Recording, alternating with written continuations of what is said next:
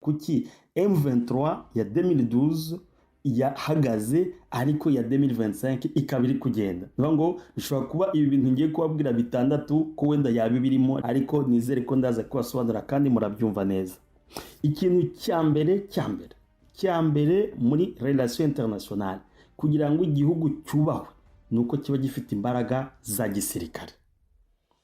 Imbaraga za gisirikare nizo mbaraga za mbere zishingirwaho mu mibanire mpuzamahanga, kuko twavuze ngo bigengwa n'imbaraga. Iyo ufite imbaraga za mbere ni gisirikare. Ngo igisirikare ukaba ufite ubushobozi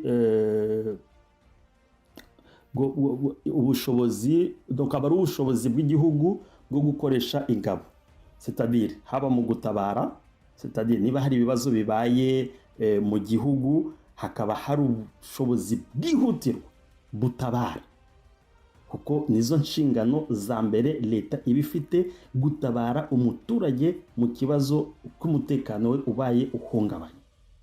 Naho yari leta idashobora gutabara abaturage bayo, iyo leta abandi akaba yaza akabiba akabica, nta ankete, nta gutabara, nta n'umuntu wafashwe, ahubwo ugasanga leta ifatanije n'abaje guhungabanya umutekano w'abaturage. Nubwo icyo gihugu kiba kiri faible, nta mbaraga kiba gifite muri meme geopolitique, muri relation internationale. Nta muntu wakugirira icyizere niba wowe nyine unaniwe gutabara abaturage bawe. Igihugu kindi kizakugirira icyizere ni ikihe kugira ngo kigusaba ubufasha udashoboye no kutabara iwabo? Muri izo mbaraga za gisirikare nuba ngo ukaba ufite capacité yo gukora izo bita mission internationale, nangwa iyo bita les missions de maintien de la paix. Hari ibihugu byo mu karere ubu ngubu biba muri za mission de maintien de la paix, muri za Somalia, ibindi muri Centrafrica, ibindi muri za Mozambique, ibyo ni ibintu byo berekana izo mbaraga mvuga mu bibanire mpuzamahanga bishingiye ku mbaraga. Kuvuga ngo ibindi bihugu bikaba byakwitabaza ukabitabara. Iyo ubwo bushobozi utabufite rero, umenye ko muri relation internationale umenye ko nta mwanya ufitemo. Ukaba ufite igisirikare gifite discipline, uvuga ngo kitanywa urumogi, kitakora viole, kitiba abaturage, kidakora za mitineri, kikaba gite igisirikare kiri forme. Ukaba ufite abakomando, ukaba ufite za special, ukaba ufite marine ikomeye, ukaba ufite air force, ukaba ufite indege za gisirikare zitwarwa n'abapilote bene gihugu, kuko hari ibindi bihugu mu karere bifite indege za gisirikare aho ugasanga zitwarwa n'ibihugu by'amahanga. Reka da, ntabwo ubwo bakubara ko ufite izo mbaraga, ntabwo wazikubaraho kuko uri gukoresha imbaraga z'andi mahanga. Ukaba ufite igisirikare gifite efficacité. Iyo efficacité muri defense yemerezwa n'ibintu bitatu. Niba ngo ukaba ufite icyo bita force ziri mobile, niba ngo zihuta cyane, zigenda mu turere hirya no hino, zitari kumwe, ziri rapide, zihuta, na ziri stratégique. Donc hari force mobile, rapide, stratégique. Nizere ko muri abanyeshuri muri kwandika bindi kubasobanurira muri iyo mibanire mpuzamahanga mu kwerekana bushingiye ku mbaraga. Donc umuntu utsinda akaba ari ufite imbaraga. Iyo ufite igisirikari gifite ibyo bita force mobile, kiri rapide, gifite systeme ya stratégique, niyo ngo kigaba gifite organisation na renseignement, urwego rw'ubutasi bukomeye, icyo gisirikari uba uhujuje intambwe ya mbere yo kuba wagira imibanire mpuzamahanga ishingiye ku mbaraga. Alors tutagiye mu mashuri ya defense na security, ariko niyo mbasobanura ubwo mwamaze kuhita mubona niba igihugu cyawe ibi bintu gifite igisirikare kimeze nk'iki ngiki, umenye ko gifite ubushobozi bwo kwimpoza ahantu hariho hose. Alors icya kabiri ni uko icyo gihugu nangwa organisation iba ifite ubukungu bufatika. Ubukungu bufatika ntabwo ari ukugira ibintu za miliyari na miliyari. Hari abantu bafite za miliyari na miliyari ariko ubukungu bwabo bukaba buri hasi. Ngo ubukungu buzima ni ubukungu bufite management, bufite imiyoborere myiza. Ubwo bukungu harimo umutungo w'igihugu. Buryo umutungo wa mbere w'igihugu n'abaturage. iyo ufite abaturage niwo mutungo wa mbere, kuko imisoro iva mu baturage iruta imisoro iva mu mabuye y'agaciro, iruta imisoro iva mu bindi bikoresho bindi. Umutungo wa mbere. Ukaba ufite inganda, ukaba ufite ubucuruzi mpuzamahanga, ukaba ufite ibintu produza ugurisha mu mahanga. Hari ibihugu ubu ngubu bikijijwe n'urusenda, hari ibihugu bikijijwe n'amatunda, hari ibihugu bikijijwe, bivuga ngo igihugu giproduza kiba gifite ubucuruzi mpuzamahanga. Bivuga ngo iyo ufite ibintu ucuruza mu mibanire mpuzamahanga, ibyo bihugu ucuruza muri ibyo bintu baragukenera, bakaba batakwica umubano nawe, kuko bati nitwica umubano n'igihugu cya oxygene ntabwo tuzongera kunywa amata, nitwica umubano n'igihugu cya oxygene ntabwo tuzongera kubona intoryi, baterekana voilà. Ukaba ufite ikintu ucuruza mu mahanga, ukaba ufite n'ubushobozi bwo gutanga ibihano by'ubukungu, ukavuga ati nafunze umupaka wanjye, nafunze ikiribwa iki n'iki ntikizongera gucuruzwa mu gihugu runaka.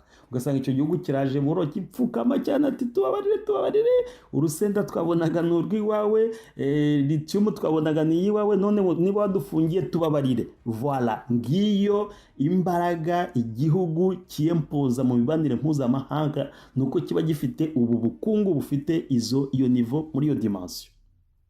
Icya gatatu gituma igihugu kigira imbaraga muri mibanire mpuzamahanga kikaba gishobora gutsinda, ni ukuba gifite imbaraga za diplomasi. Donc kandeho ry'igisirikari, ukaba ufite ubukungu bw'impoza, ukaba ufite imbaraga za diplomasi.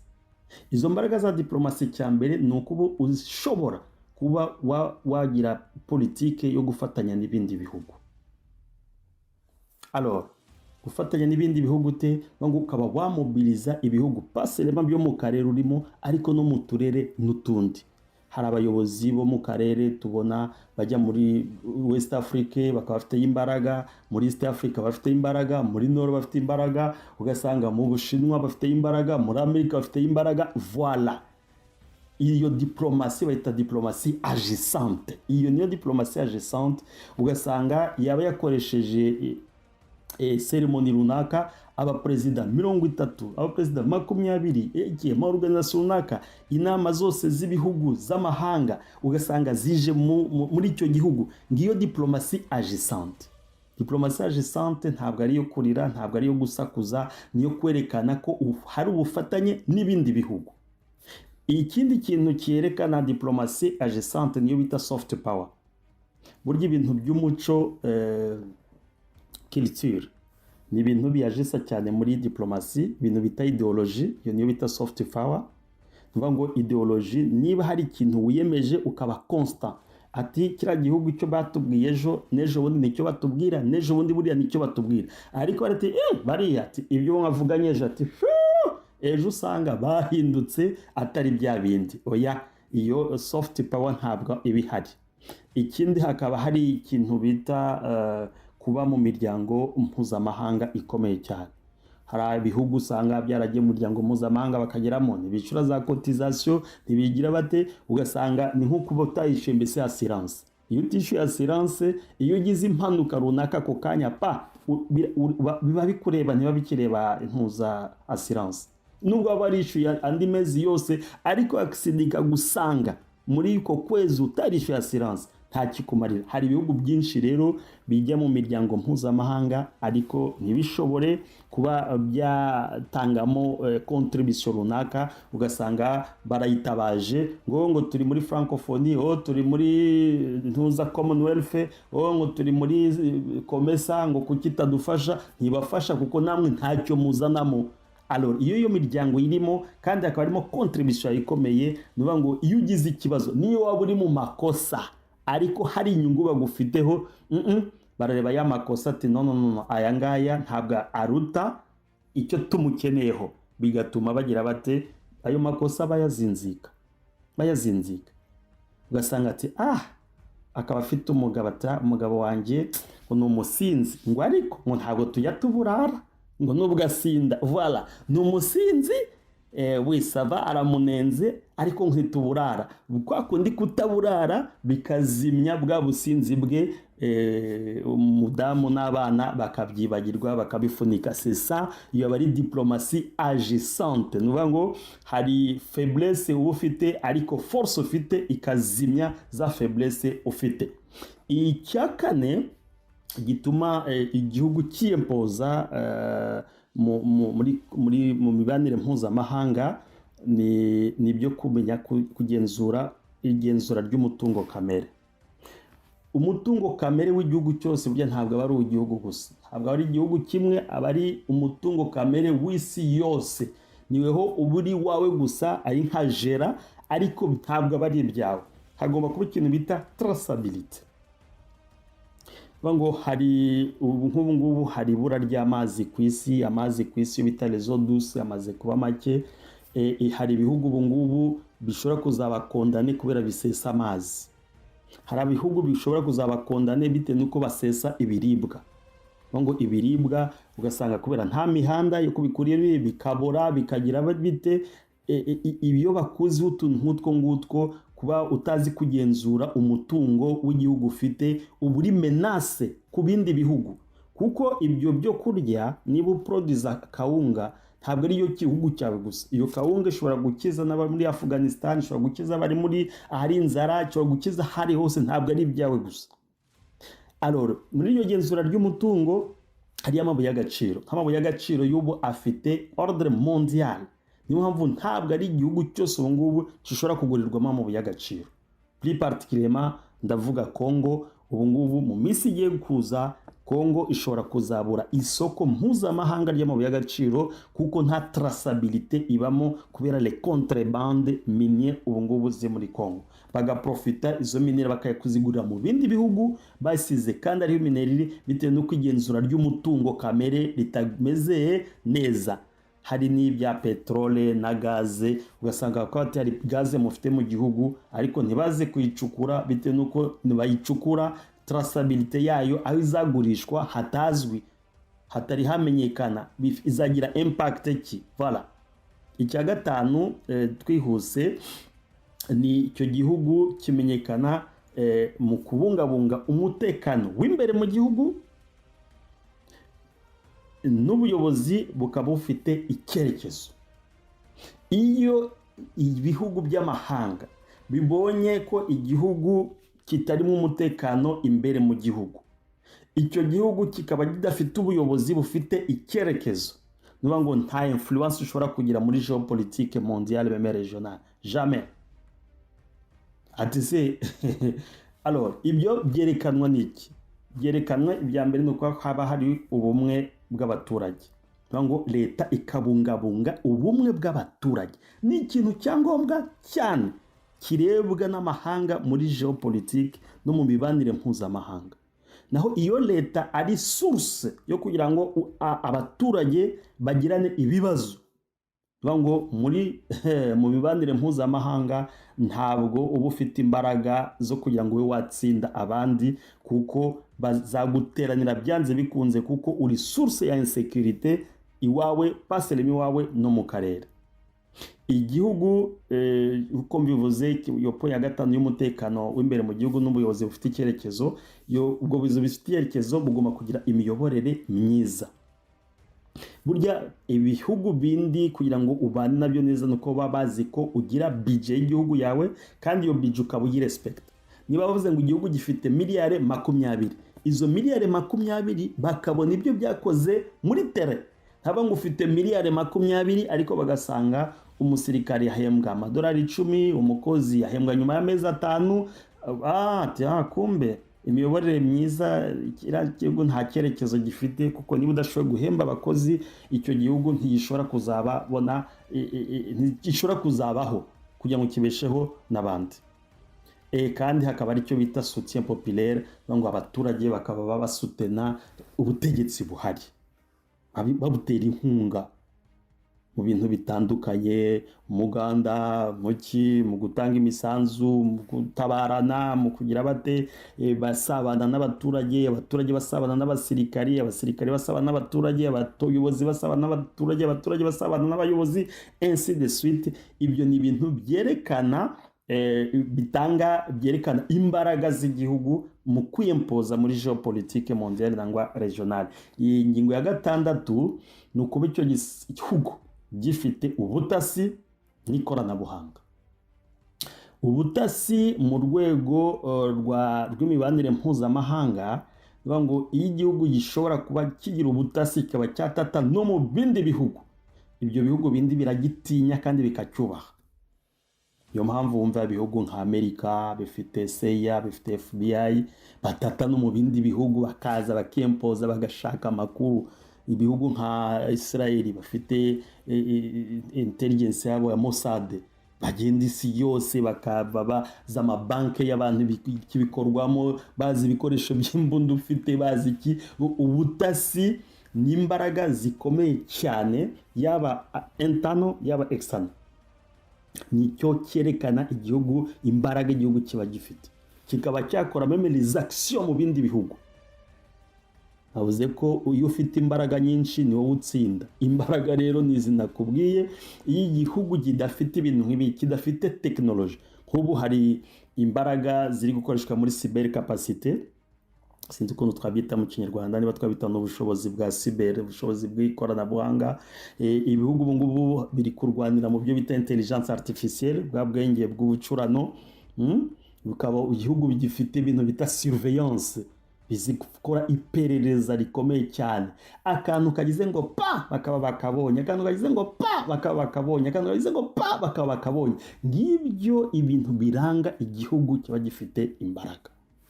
Iyo ibi bintu rero igihugu kitabifite, icyo gihugu gihora gikubitwa, iki gihugu gihora gitsindwa, kigatabaza, nta wacyumva, kuko uzakumva azazi wawe kugira ngo mufatanye muki, mutasaidiana kunini, kuko ntacyo ufite.